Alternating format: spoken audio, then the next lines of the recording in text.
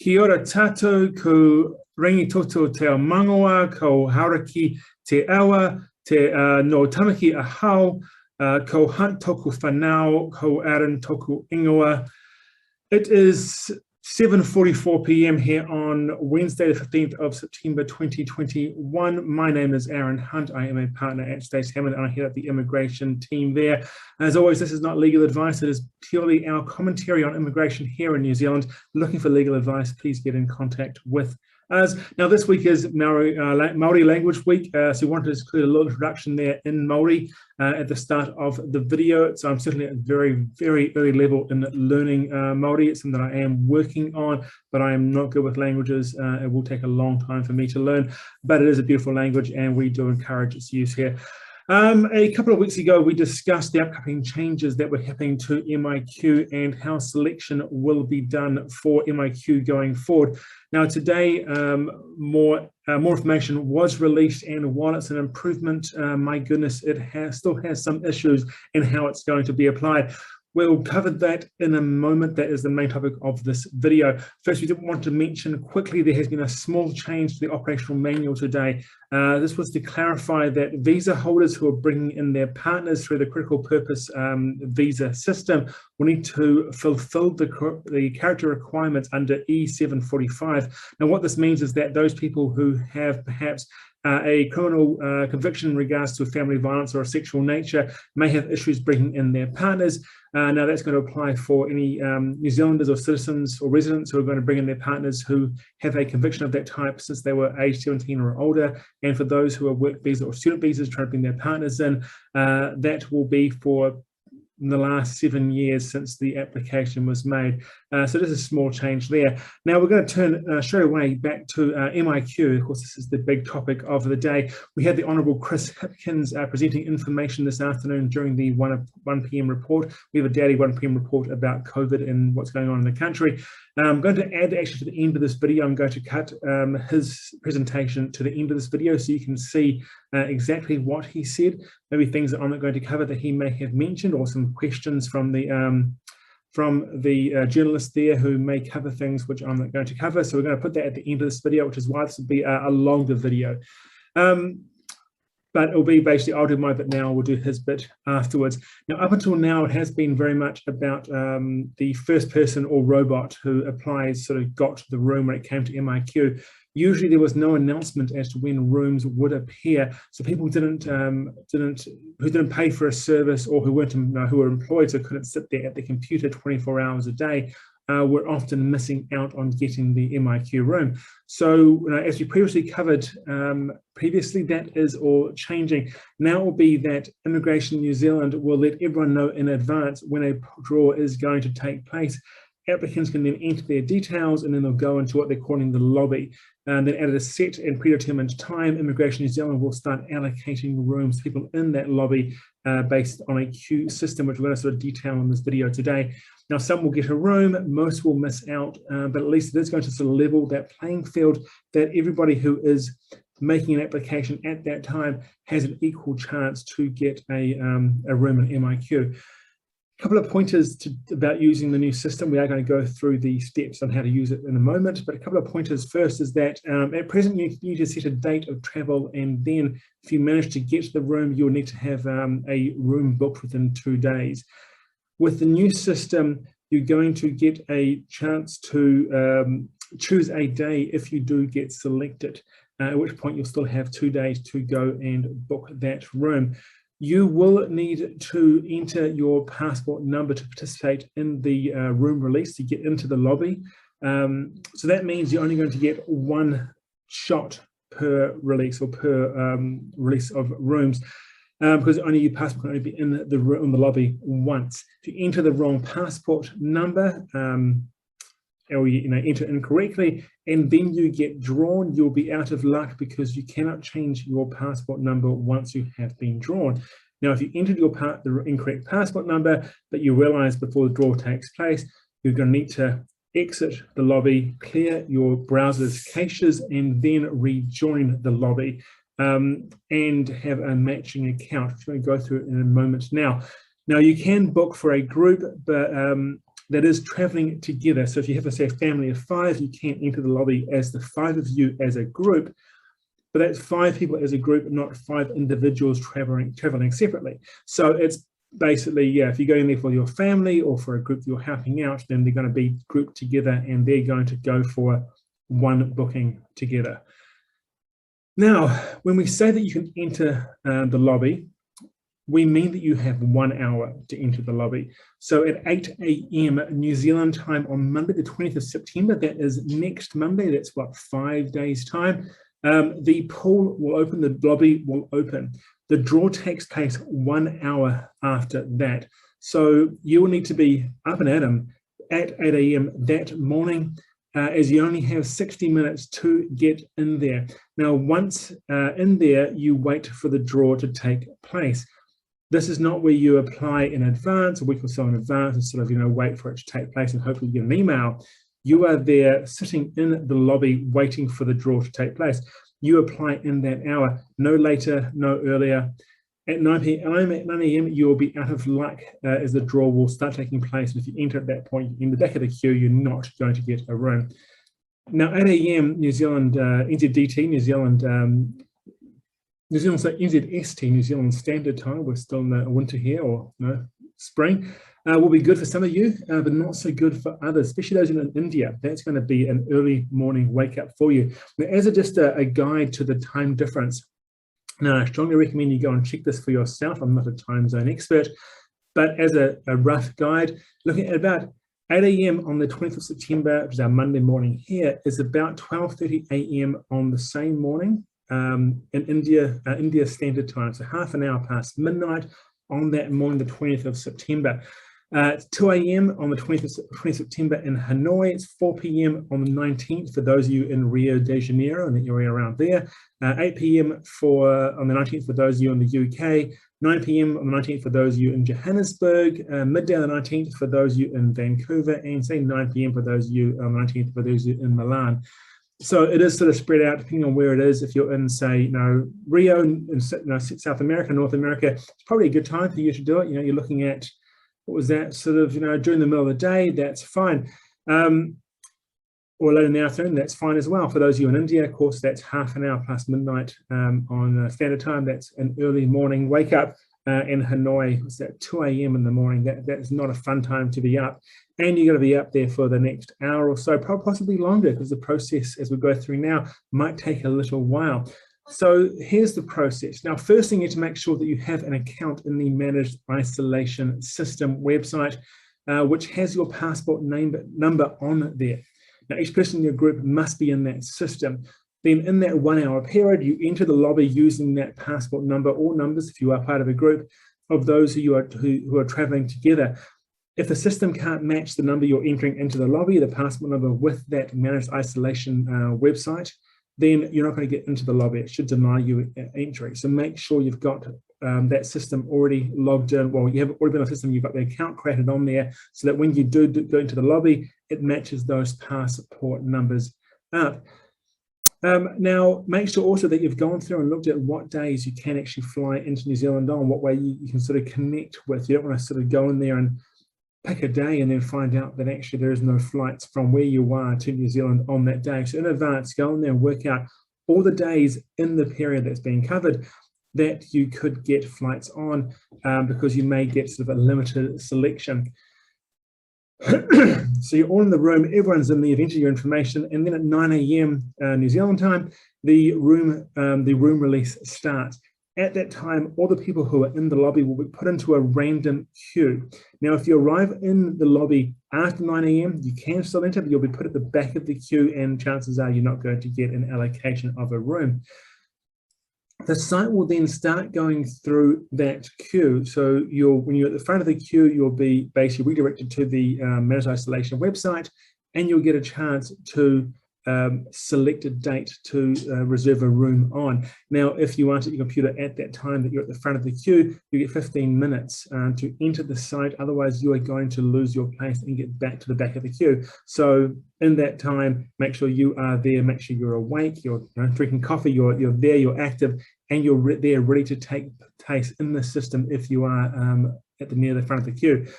Now, Once you've selected a date, you'll have 48 hours to book your flights. Hence why you can make sure that you have flights that can be booked on that day. If flights are not added in that 48-hour period, then that room booking will be cancelled and you have to wait till the next draw. Now, once all the rooms have been taken, the lobby will be closed and everyone who is in the queue still will get a message saying, sorry, you have missed out. Now, this first draw on Monday will be 3,000 rooms spread over the period from now until sort of close to Christmas, the end of November. They're then looking at about 4,000 rooms being released every fortnight, but we'll give 1 or 2 days notice before the next draw takes place. So keep an eye on that. We'll try to report it when it does get announced, but possibly if it's a 1 day notice, we may not get a video out in time. So definitely sign up to the MIQ website to get notifications about these draws taking place. The minister has said that they will make changes to how the draws process works going forward from draw to draw. So the first one is very much an experiment. They're going to see how it works and they're going to modify it going forward, which is a fair enough process. They want to make sure that there is fair, that it works. And I can see a lot of people trying to use a site at one time. There may be issues that arise. People may find ways to exploit the system and game the system to get an advantage, and the minister will make changes to try to prevent that from taking place. Overall, it does appear to provide a fairer system, but for many, it will just mean longer still to wait to enter New Zealand. There is no sort of allowance that you've been trying already for so many months. When those who may come in and straight away get a spot, that is how chance works. It is just by pure chance whether you get a spot or not. And that is it for this video. I am going to go through now and let you watch the Minister, Honourable Chris Hipkins, provide this new information, and then I'll put in after that the question and answer session from today's session. And Parliament, the other person who's going to be speaking is Dr. Ashley Bloomfield. He's the head of the Ministry of Health here in New Zealand, highly respected in this country. So you'll see him there as well. They'll be answering questions on other topics as well, but definitely MIQ will be the start of the video from this point forward and some of the questions, I'm sure. Now, please remember to like this video and to subscribe. It really does help us get the message out. It does sort of, tell YouTube to help us push this video out to a wider audience. Hopefully this video was of use to you. As always, comment below. I'll try to respond to as many as I can. And otherwise, kia kaha, stay safe, and all the best for Monday's draw. On to managed isolation and quarantine. As I indicated here a couple of weeks ago, we did have to make a very difficult decision to pause the further release of vouchers for managed isolation in light of the growing number of community cases we were needing to accommodate in our MIQ facilities.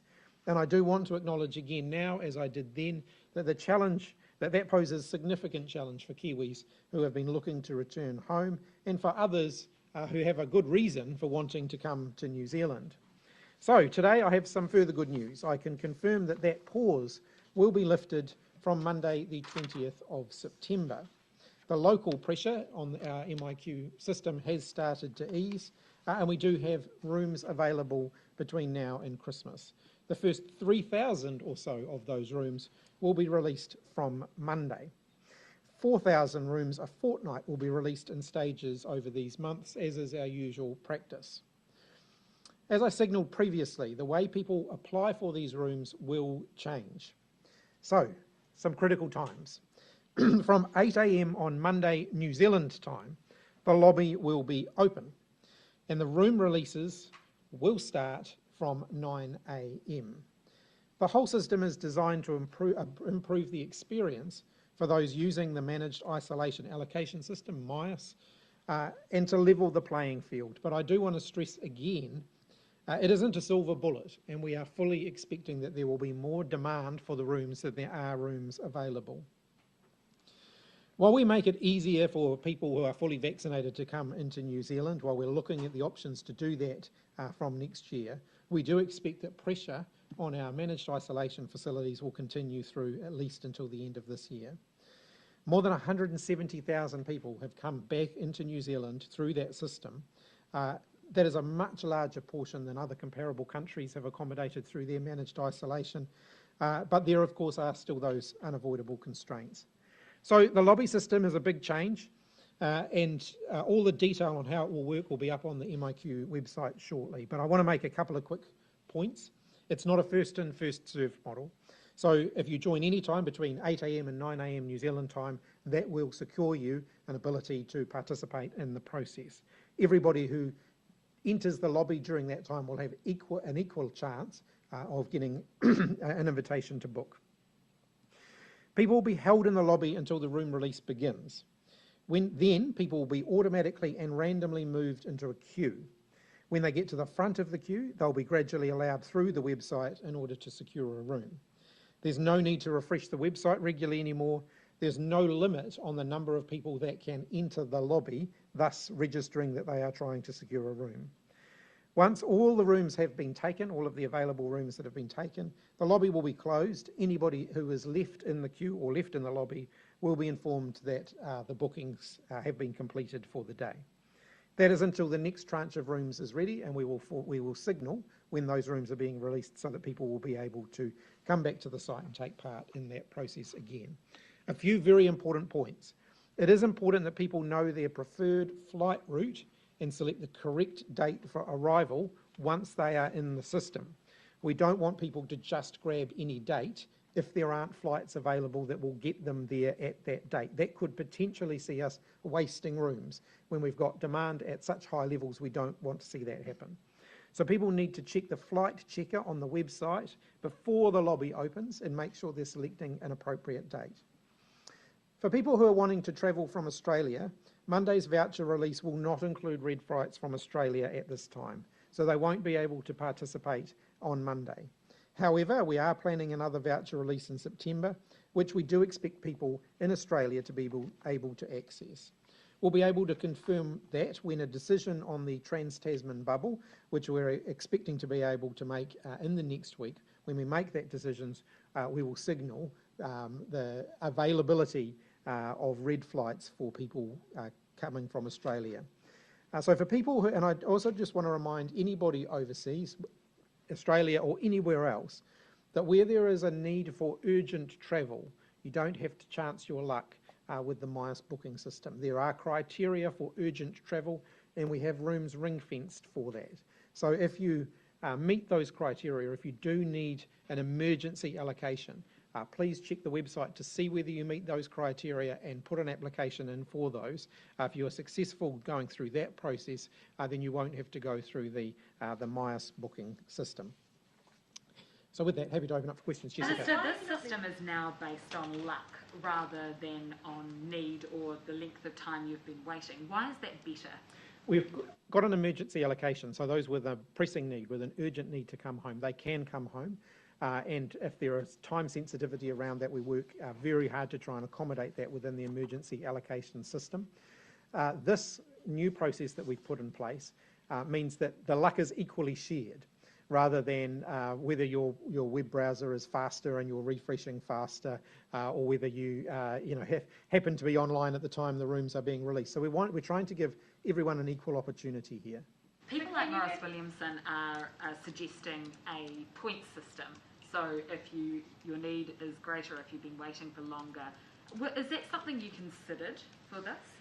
There's a lot of complexity with a points-based system, and for a 2-week stay in managed isolation, standing up a booking system that was based on, what would effectively be quite a detailed needs assessment, where people would have to be able to produce evidence that could be verified, the burden associated with that would be significant. So if we think about the nearest comparable example, it's people applying for visas. You apply for a visa, you work your way through the point system. It takes months to process that. There is an army of people who go through and verify all of that documentation. If we were going to do that for managed isolation rooms so that people could, secure a 2-week booking, that would be a huge system, and it would potentially mean it would take a lot longer for people to be able to access vouchers.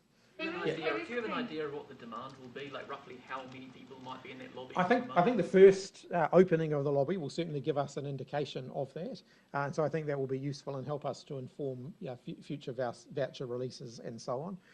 But I do just want to reiterate again here the importance of people making sure that they've got their flight details and things sorted so that they're not just jumping online and booking anything that's available, because that would potentially mean that it's not going to be, we wouldn't get the most use out of the rooms we've got available. Have some sort of idea, do you, based on previous bookings? Well, there's a lot of Kiwis out there. As to how many of them are looking to come back into New Zealand, we don't have an accurate gauge on that. Coming over here. Thank you. Kiwis have previously been up against bots and third parties. Can you guarantee that this new system isn't gameable? The lobby system is designed to ensure that bots can't, that digital bots and algorithms can't access it. In terms of third parties, there's no way of absolutely locking down the ability for someone to get someone else to book a voucher on their behalf. Sometimes there's very legitimate reasons why someone might be booking a voucher on behalf of somebody else. It is not something that we encourage, but there can be legitimate reasons for it. But it'd be a very, very difficult thing to stop. So the system was designed so that bots can't game it and Kiwis have a fair chance? That's correct, yes. And just to follow on that, is it fair that superannuants are having their pensions cut because they can't get spots in MIQ and get home in time? Look, I know my colleague, the Minister of Social Development, has been working on that issue. I mean, ultimately that sits within her portfolio area. So I direct you to her. I just haven't had a chance to talk to her about that in the last few days, but I know that that is something that she has been working on. You've raised it with her that there is this issue of Kiwis stuck overseas and they can't get home in 26 weeks because of actions. I know that she is well aware of it. I don't want to make any pronouncements on her behalf. That's ultimately her domain, but I'm aware that she certainly is aware of all of the issues around that and has been doing work on that. I'd get you to direct your question to her.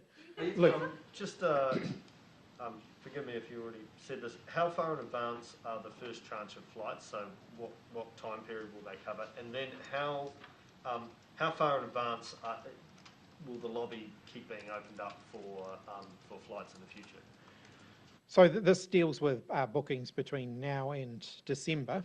Typically we release the closer bookings in larger numbers and hold back some of the further advanced dates, but we release some of the further advanced dates. So we won't be releasing lots in December, but we will be releasing some in December. We'll be releasing quite a lot of the October capacity that's available. We'll be releasing quite a lot of that next week. There are some bookings that are quite short notice bookings, space available. So some that starts in September. So some of that will be released pretty much everything that's left in September will be released next week. There's not a lot of it, but what there is will be released next week. Quite a lot of October, a little bit of November, a little bit of December, and then obviously as we go along, we release more of those forward months. I'll come up to Mikey.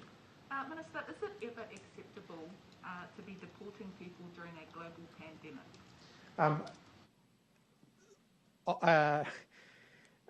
Ultimately, different countries will make different decisions on that, and I'm not going to... Because we're still deporting people despite there being a global pandemic, including to Fiji, who's having a really rough time at the moment. Look, that's not something that I have been briefed on, so it's not a decision that I'm involved in the process on there. Ultimately, other ministers have jurisdiction there, so you'd best direct your question to them. Disappointed though, knowing that we are deporting people back to Fiji, considering as the COVID-19 recovery minister, you yourself knows how difficult it is to deal with the pandemic, knowing what's happening in Fiji in particular. Oh, look, I would say that we are providing a lot of support to Fiji. We have people on the ground in Fiji helping. We've been supplying vaccines to Fiji.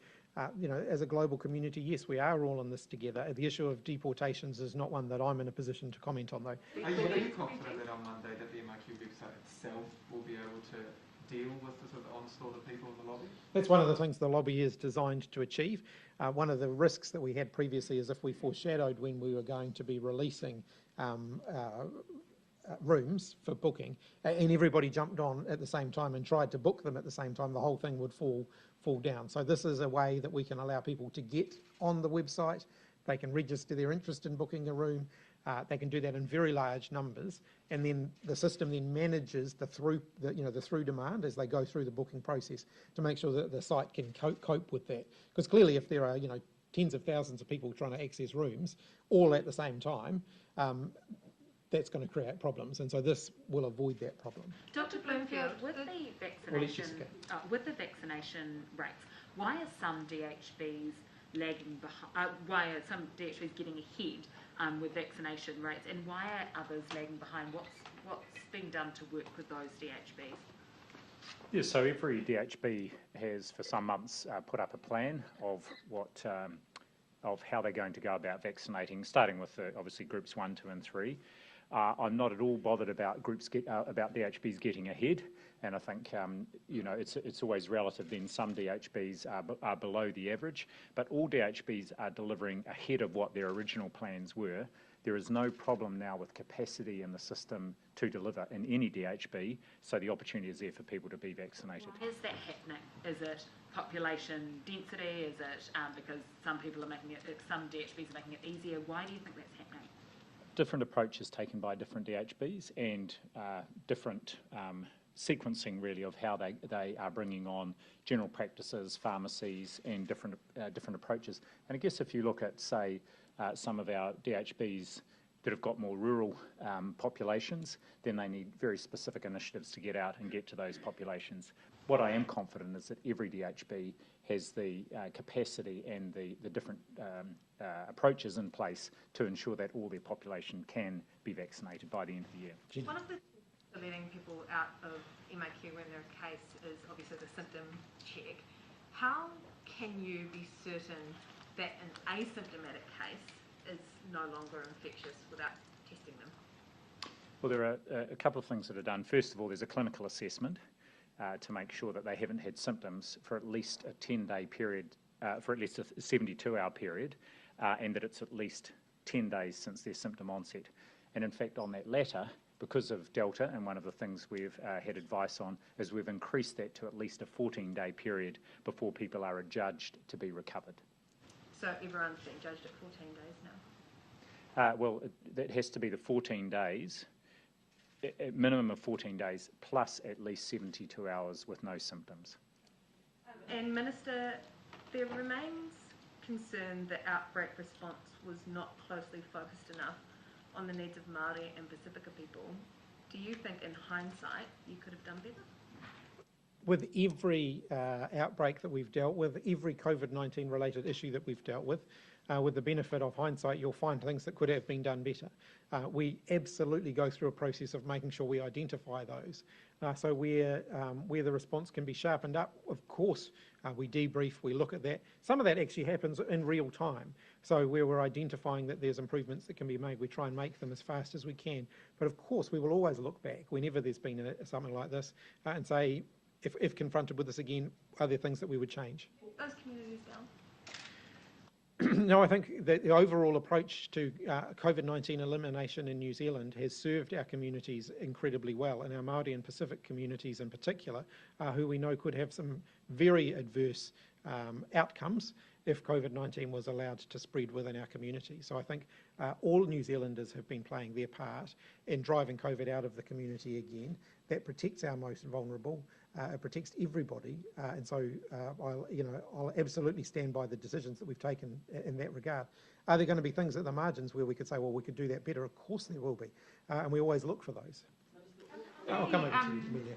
On people coming from Australia unable to be part of the Monday release, an announcement on the Trans-Tasman bubble coming next week, are you signalling that you could resume green zone flights with some states? No, I'm not.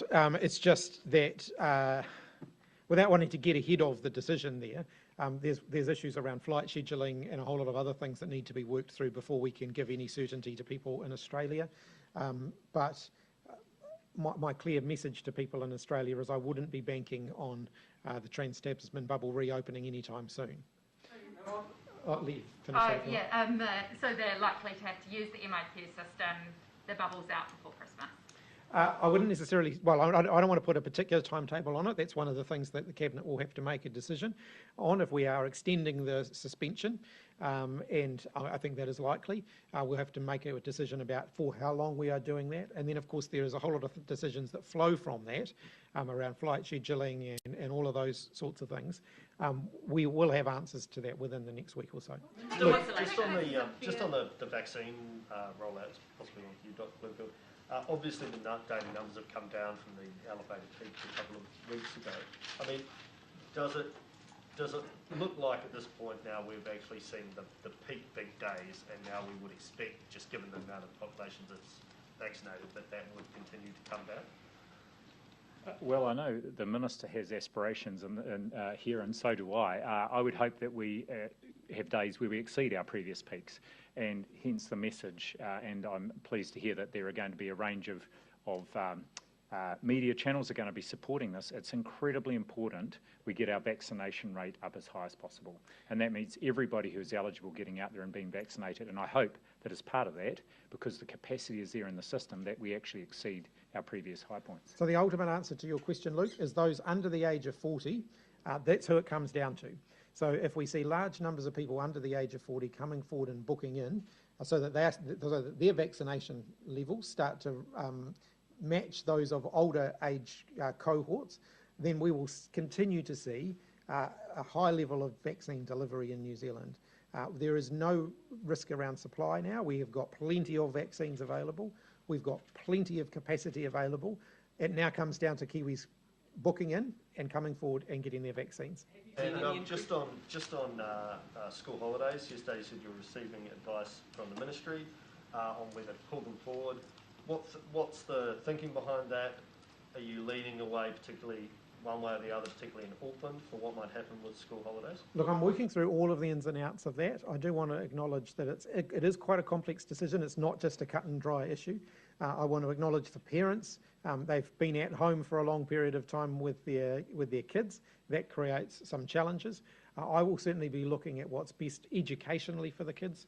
I want to acknowledge that there's some very strong feedback from the teaching community about the prospect of shifting school holidays this late in the year, given all of the other pressures that go on towards the end of the year.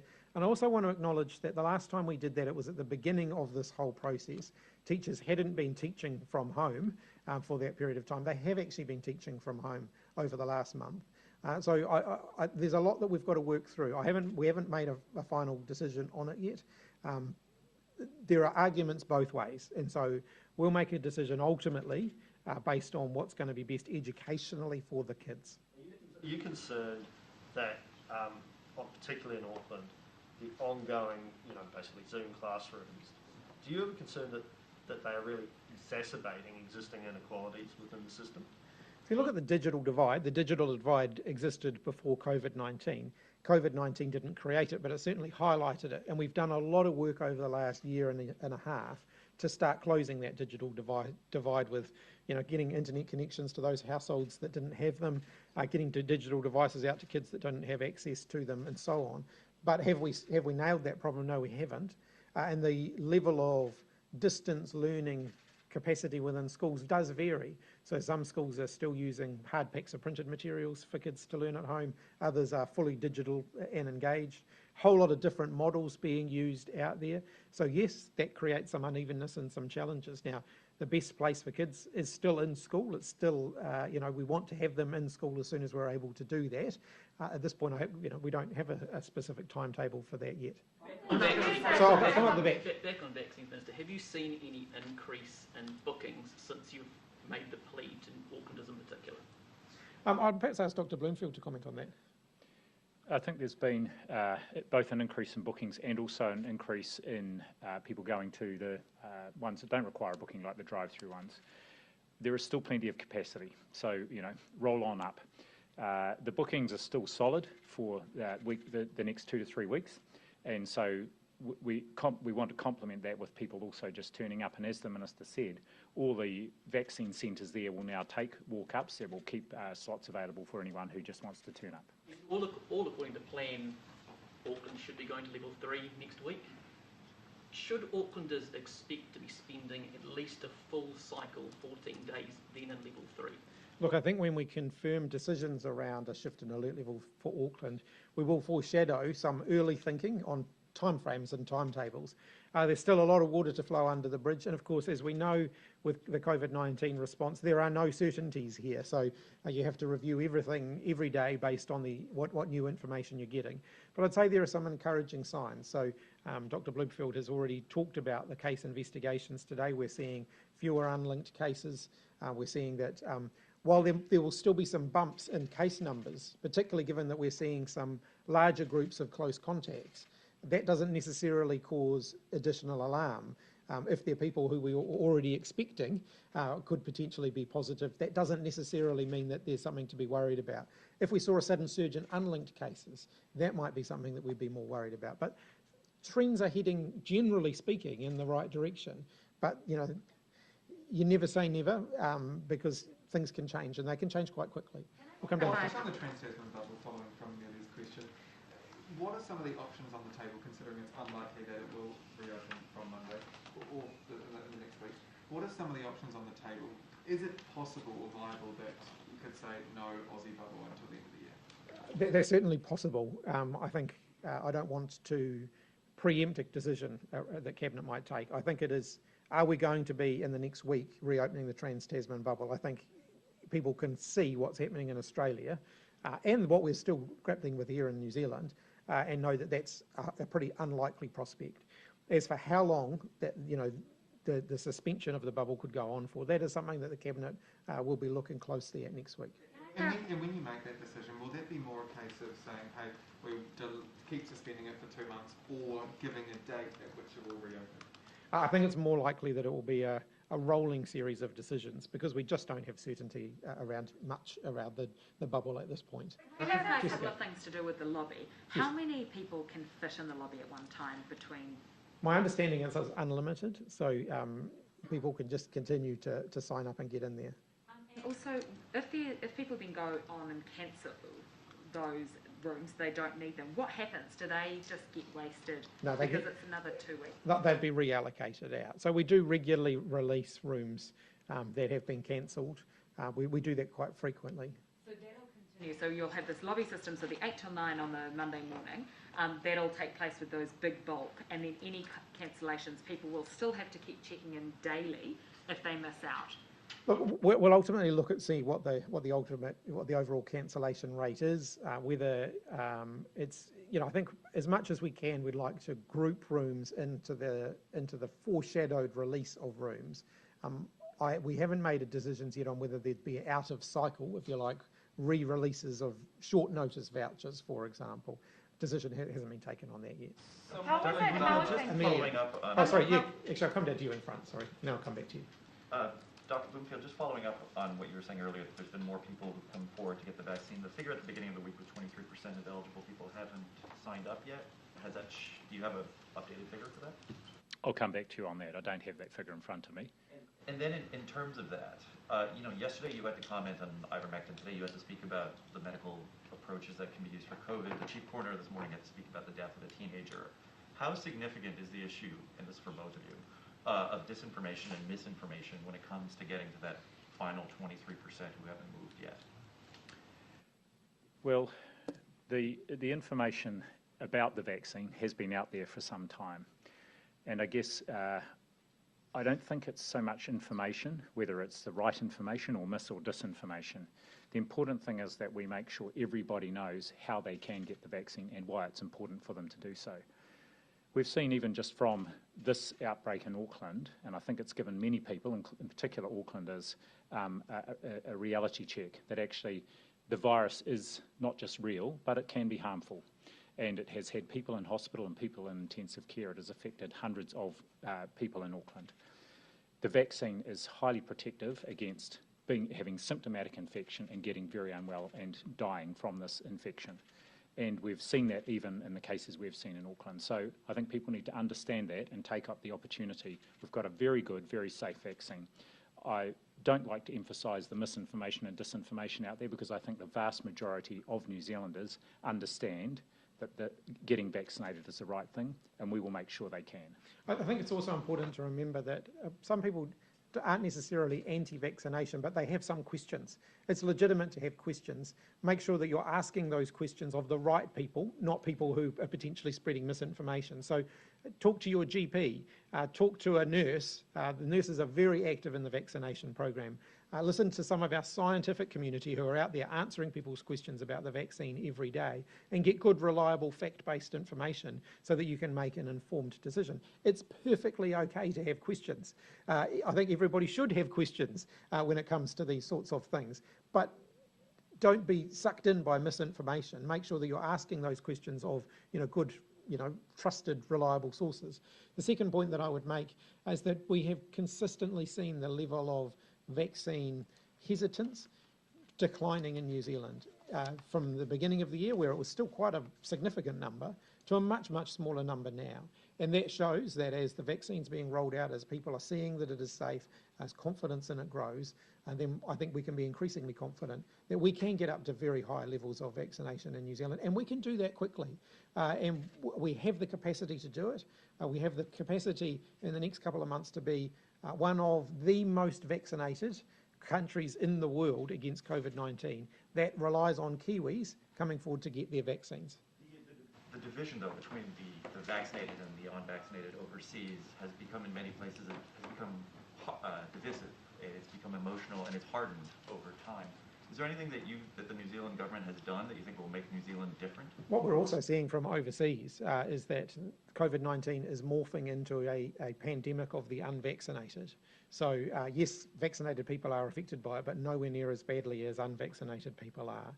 And that is certainly true in places like the US, for example, where they've got very high vaccination rates in some areas and very low vaccination rates in others.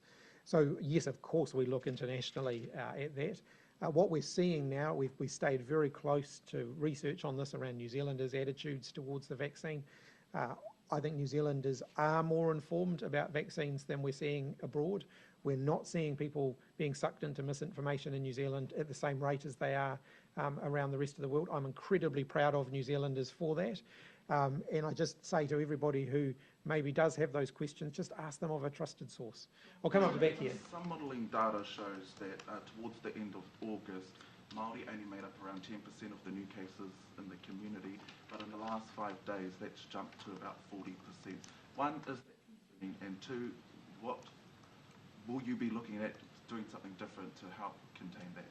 So we're working very, very closely with our Maori and Pacific health providers. Our vaccination rates there, particularly for Maori, but also for Pacific New Zealanders, are not as high as they are for the rest of the population. And we've got a much younger age cohort in our Maori and Pacific populations. And we know that generally speaking, the younger age cohort is potentially more difficult to reach than the older age cohort is. And so, yes, of course, we're going to be pushing out to make sure that we're doing everything we can to make vaccines as widely available as possible. So it's about encouragement, but it's also about going to where the people are, making sure that the people who are going to where the people are able to provide them reassurance, to answer their questions, to give them good, impartial, fact-based information so that they can make informed decisions. So you'll see more and more of that happening. The other data that shows that Māori are 50% more likely to die from COVID, are these numbers not concerning enough to try and change the way that services or other than vaccines are delivered to Māori communities? Oh, well, I know the Director General would like to make a comment on this too, but I would simply take my hat off to our Māori and Pacific health providers who have been working incredibly hard to reach into those communities, to make sure that they have good information, to make sure they have access to the vaccine. And I would simply condemn those who are trying to undermine those efforts. Can I just make a quick comment there? I think one of the things that's really impressed me about the vaccination program this year, and also the response to the outbreak over the last 4 to 5 weeks in Tamaki Makaurau, is the extent to which our Pacific and more recently Māori providers, as we've seen a bigger proportion of the more recent cases have been Māori, have been involved in the testing and also the sort of provision of manaaki support to those whānau that need that. In terms of the vaccination program, I can absolutely say we have had those providers involved right from the start, and you saw through the first 2 to 3 months that actually the rates for our over 65s were highest amongst Māori and Pacific.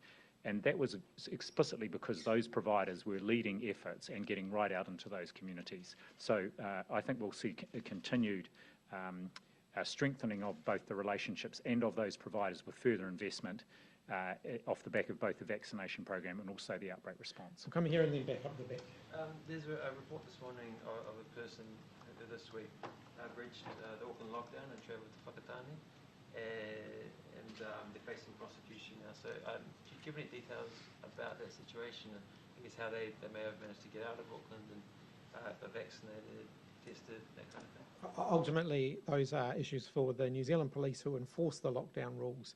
And in the case of people who are permitted for movement, around essential movement, those are questions for MB who make those, or MB and Health who make those decisions. So no, I'm not going to comment on those, particularly not if there is a prosecution looming, or if even some kind of enforcement looming. Those are ultimately matters for those agencies. But I just simply say again, the vast majority of people in Auckland are doing it tough for the rest of the country, and we thank them for that. And the actions of if there are a handful of people who aren't doing that, they're undermining the collective team effort, and they shouldn't. And also just, there's another report this morning about a small outbreak among a Mongrel mob chapter in Tamakema.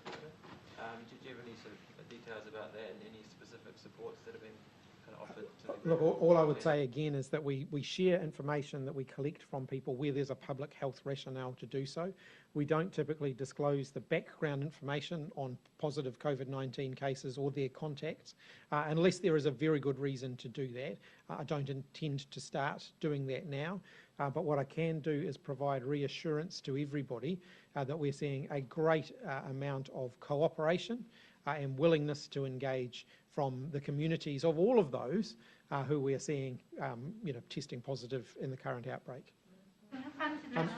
Sorry, I promised you back over there, but we'll come back over here. Thank you. Can you just clarify how often the MIQ rooms will be released? We will foreshadow, they'll be regular, so weekly, fortnightly, they'll be regular, and we will foreshadow when we are releasing them again. And for Kiwis stuck in Australia, they went there because your government said it was safe. Is it fair that they can't be included in Monday's release alongside everyone else who's stuck in other countries around the world? For the people in New South Wales, we have we worked very, very hard because they are the people who were ultimately captured by the sudden closure of the Trans-Tasman travel bubble, and they didn't have an opportunity to return home. In every other part of Australia, there was an opportunity for people to come back to New Zealand before the suspension really kicked in. For those in New South Wales, we worked really hard through a prioritised process to make sure that those who needed to come back were able to come back. I appreciate that with the passage of time, people who were able to sit it out for a period of time may not be able to do that indefinitely. And so that is one of the reasons why next week, when we make that decision, we will set out a lot more specific information for people. I know that there are Kiwis over there who want to get home, and we will certainly be, they are certainly front of mind. I don't want them to possibly feel that they've been forgotten. They have not. Is that urgent enough? This is day by day stuff these people are living by, and you're just pushing it off another week. Look, I acknowledge that COVID-19 has caused huge disruption to a lot of people. We've currently got Auckland at a high alert level, which is restricting people from doing a lot of what they would normally do. It's difficult, and I acknowledge that it's difficult, and we work as soon as we can to provide certainty for people. You're not giving that certainty, and also you're cutting off their pensions while they're overseas in a foreign country. Yeah, like I said, that's a question for the Minister of Social Development. I know that she has been doing work on that issue. We'll sort of span across the room this way. Yep. Do you know, either of you know how many, if any, people have been using Ivermectin, and is it becoming an issue here like overseas? Don't have any data on how many people have been using it. I do know there have been people going and requesting it from their GP, and you would have seen Dr. Brian Betty from the College of GPs a couple of weeks ago addressing this and also reminding people or telling people that it's not a safe treatment and they shouldn't be asking for it for this purpose. There have been people who've been wanting to and trying to import it as well, but I don't have any numbers on that. Concerned about that? Does it need to be recorded? That it is not recorded? Are you concerned that it may become an issue, and do you think it should be recorded in terms of the numbers? I don't think it needs to be recorded, and one of the reasons I've emphasised over the last 2 days that it's not a proven safe treatment is because it is of concern if people are believing misinformation that is the case. It's not a safe proven treatment, but what people can do if they want to be safe from COVID-19 is get vaccinated. That is safe and very effective. Luke and then Jessica. Just on the couple who went from Auckland to Hamilton to Wanaka, firstly, do we have any information on what exemption they used to get across the border? And secondly, we understand that they took a commercial flight back up to Auckland. Is that appropriate given the potential risk? I don't have any further information. I'll just check. Sorry, I don't have any further detail on that. Judith Collins, former Press Secretary Janet Wilson, had a go at Ms Collins today, saying that the attack on Susie Wiles was completely unacceptable for the leader of the National Party. Do you agree with her on that? I noticed that Judith Collins on Radio New Zealand said this morning that thought leaders should lead by example. I do completely agree with that. I can only take from that she does not regard herself as a thought leader. Yes. Just on, there's been suggestions around businesses offering cash incentives or, prizes to get people vaccinated. What responsibility do businesses have on encouraging their staff to get vaccinated? Look, I think businesses should encourage their staff to be vaccinated. One of the best things that they can do at this point is make sure that they have the time to go and be vaccinated and to fully support them in that decision. And we're seeing really, really good support from employers for people to do that. I haven't got anything further to say around incentives at this point. Ultimately, the biggest incentive should be that people don't want to get COVID-19 and want to protect themselves and protect their families and protect their community. That has to be the number one incentive here, and everybody should be focused on that. Vaccination keeps yourself and the people who you love and care about, helps to keep them safe.